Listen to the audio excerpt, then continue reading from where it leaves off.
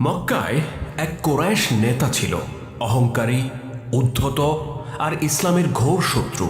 একদিন মহানবী হযরত মুহাম্মদ সাল্লাল্লাহু আলাইহি ওয়াসাল্লামের সাথে সাক্ষাৎ করে সে। আল্লাহর নবীকে এসে বলে, হে মুহাম্মদ, আমার কাছে একটা ঘোড়া আছে, আমি তার নাম রেখেছি আউজ। আমি প্রতিদিন তাকে প্রচুর খাবার দেই আর খুব করে আদর যত্ন করি। তুমি কি জানো আমি কেন তার এত যত্ন করছি? কারণ আমি তার উপর আরোহণ করে একদিন তোমাকে হত্যা করব। আল্লাহ নবী লোকটির এমন কথা শুনে বললেন, না, আল্লাহ চান তো তুমি নও, বরং আমি সেদিন তোমাকে হত্যা করব। এই কথা শুনে লোকটি অট্টহাসিতে ফেটে পড়ল।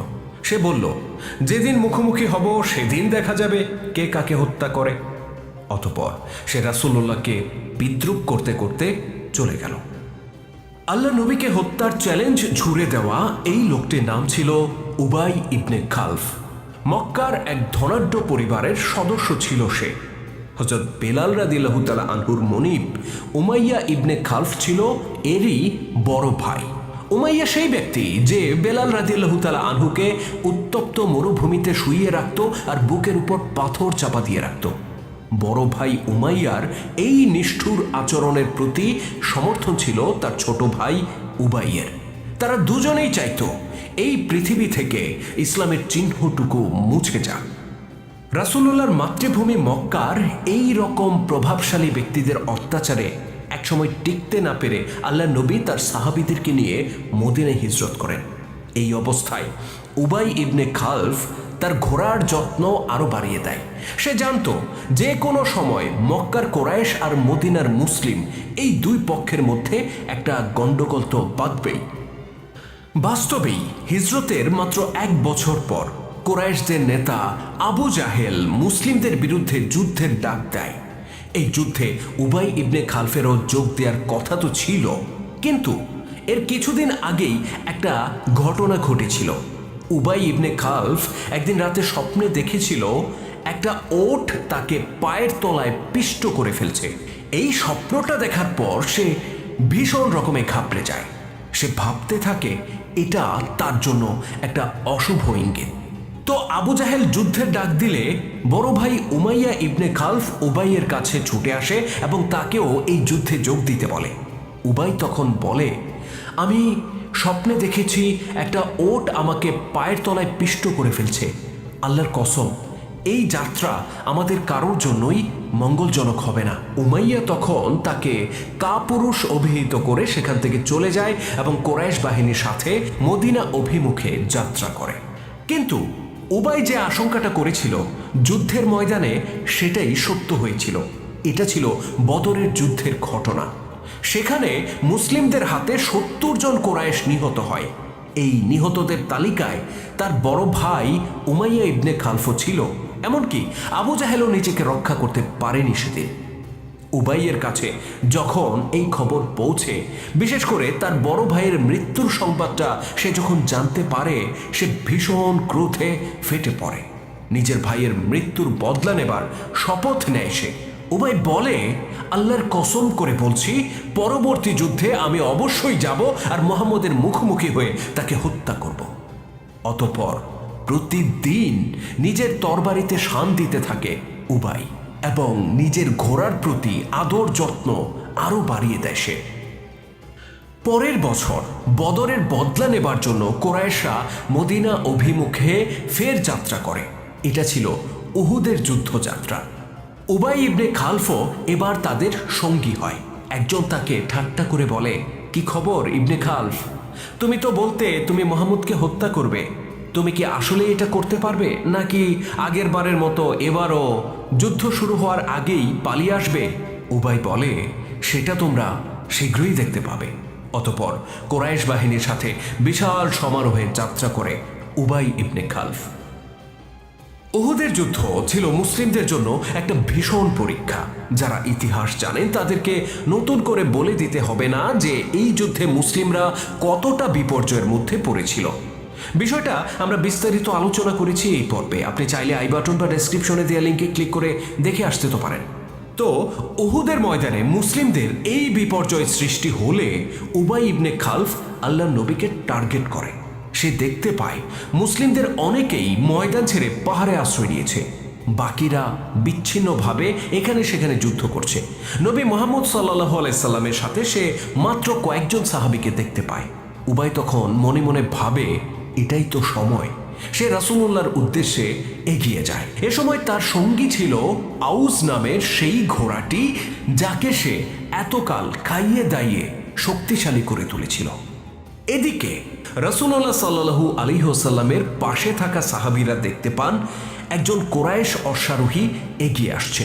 তাকে চেনা তো যাচ্ছিল না, কিন্তু তার গতিবিধি ছিল বেশ আক্রমণাত্মক। হাতে তার উন্মুক্ত তরবারি, বুকে তার বর্ম আর মাথায় লোহার হেলমেট, আর ঘোড়াটি ছিল ভীষণ তেজি আর শক্তিশালী। খানিক দূরে থাকতেই লোকটি চিৎকার করে বলে, হে মুহাম্মদ, আজকে যদি তুমি বেঁচে যাও তাহলে আমার জীবনটাই ব্যর্থ হয়ে যাবে। সাহাবীরা লোকটির এই উদ্ধত কথা শুনে বললেন, ইয়া রাসূলুল্লাহ, আমাদেরকে অনুমতি দিন, ওই পাপিষ্ঠকে এখনই আমরা জাহান্নামে পৌঁছে দেই। আল্লাহ নবী তখন বললেন, না, এ হচ্ছে উবাই ইবনে খালফ, তাকে ছেড়ে দাও এবং আমার কাছে আসতে দাও। সাহাবীরা তখন সরে গেলেন। রাসূলুল্লাহ সাল্লাল্লাহু আলাইহি সাল্লাম নিজে একটা বর্শা হাতে তুলে নিলেন আর উবাইকে মোকাবেলা করতে সামনে এগুলেন। উবাইয়ের শরীর ছিল লোহার বর্মে আচ্ছাদিত, মাথায় ছিল লোহার হেলমেট। শুধুমাত্র এই বর্ম আর হেলমেটের মাঝখানটাতে গলার অংশটাই ছিল উন্মুক্ত। উবাই কাছাকাছি আসতেই আল্লাহ নবী বর্শা উত্তোলন করলেন এবং তাকে উদ্দেশ্য করে ছুঁড়ে মারলেন। বর্শাটি উবাই ইবনে খালফের গলায় সামান্য আঁচড় সৃষ্টি করে পাশ দিয়ে ছুটে যায়।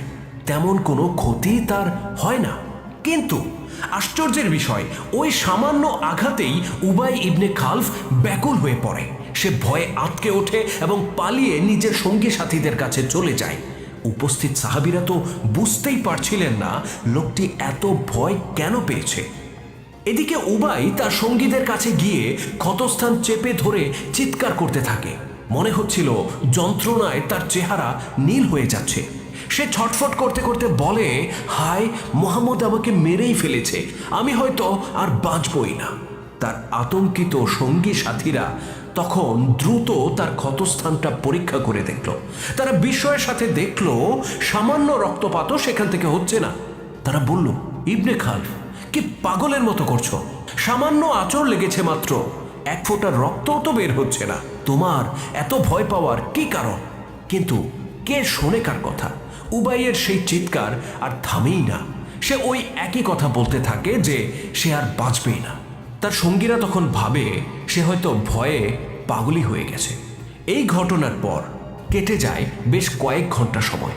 এরই মধ্যে কুরাইশ বাহিনী যুদ্ধ শেষ করে মক্কার পথে অনেক দূর এগিয়ে গেছে, কিন্তু উবাই ইবনে খালফের আতঙ্ক তখনও কাটে না। সে অস্ফুট কণ্ঠে তখনও ওই একই চিৎকার করে যাচ্ছে আর যন্ত্রণা প্রকাশ করে যাচ্ছে। এক পর্যায়ে তার সঙ্গীরা বিরক্ত হয়ে বলে, হে উবাই, তোমার লজ্জা হওয়া উচিত।